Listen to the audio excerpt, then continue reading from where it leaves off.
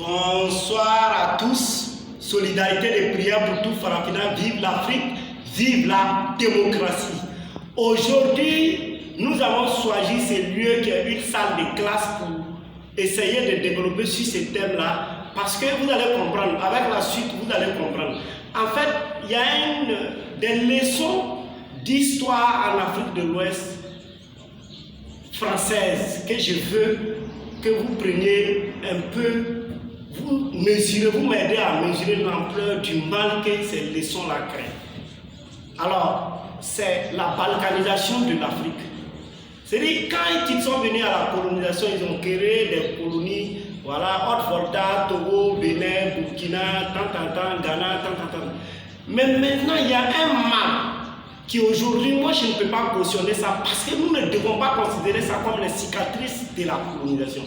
C'est un mal très profond qui freine en réalité nos sociétés dans leur élan politique. Pourquoi? Remarquez très bien les guerres civiles en Afrique de l'Ouest.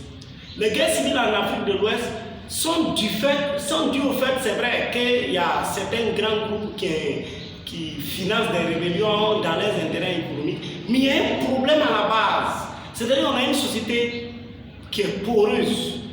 Pourquoi? Les leçons d'histoire.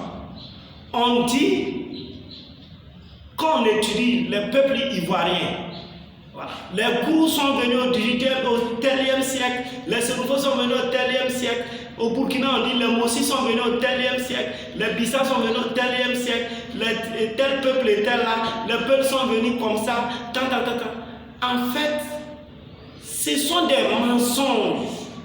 Parce que c'est un argument qu'on est en train de développer de B à A. Le sens normal, c'est de A à B.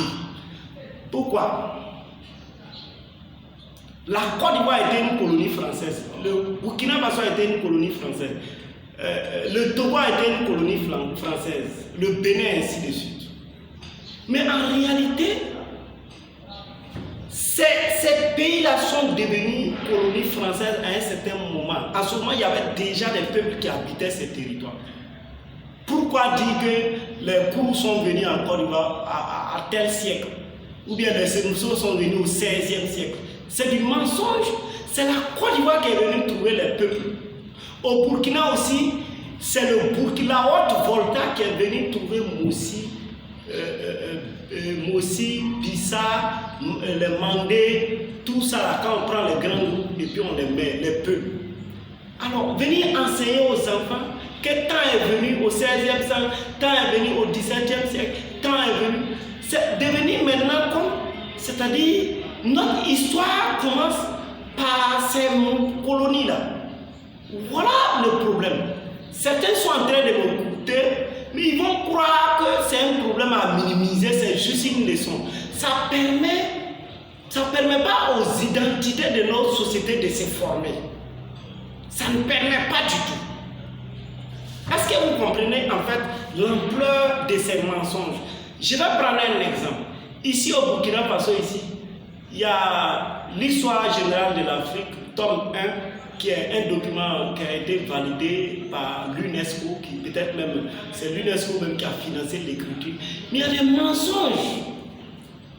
On dit que les peuples, dans le livre, l'histoire générale de l'Afrique, que les peuples voltaïques, on étudie les peuples voltaïques. On dit premier, les autochtones. Deuxième, les Mossis. Troisième, les Peuls. Et les Mandés, les 4 grands groupes. Mais les autochtones, là, ça veut dire quoi?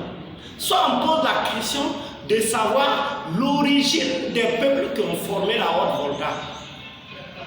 En ce moment, on va prendre l'origine de chaque peuple, essayer de les étudier. Même là, c'est difficile. Voilà. Parce qu'au moment où ces peuples-là migraient, il n'y avait pas de Haute-Volta. Mais là, c'est un peu compréhensible. Je peux comprendre cette notion.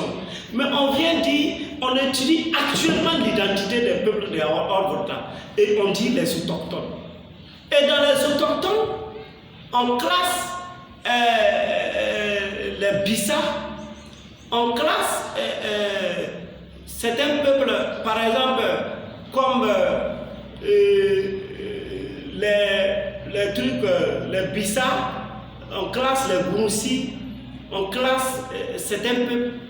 Alors que, en réalité, tu vas trouver encore après, ces mêmes peuples qu'on est en train de les classer dans les autochtones là, font partie du grand groupe Mossi. Et plus loin encore, le gars il dit que tellement qu'il y a eu de la complexité au niveau des peuples, qu'il y a eu des ethnies qui ont été créées, dont les Sinimi-Mossé, et puis les Yarché.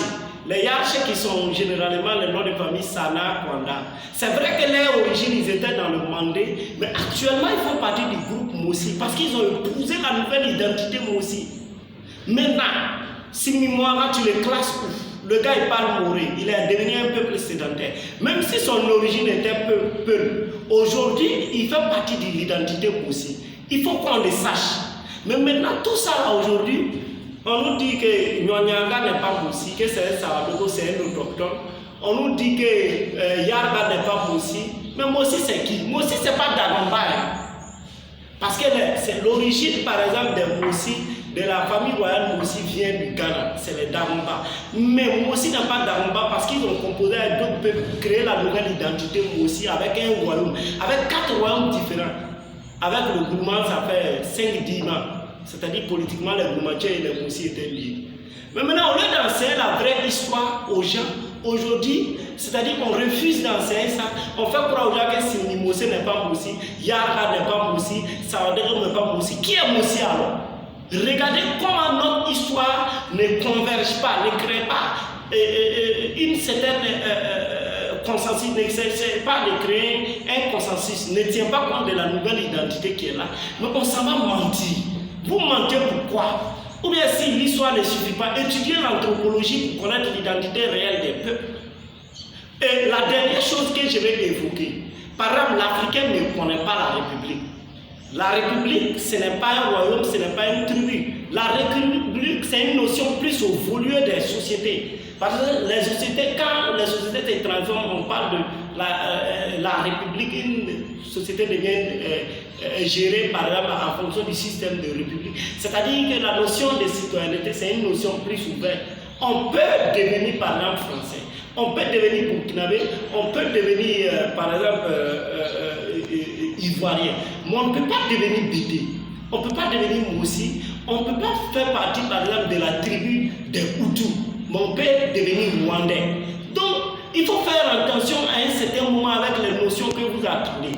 Aujourd'hui, depuis notre école comme ça, les enfants commencent à cautionner la division parce qu'on ne fait que montrer les divergences entre nos peuples, alors qu'il y a des traits communs.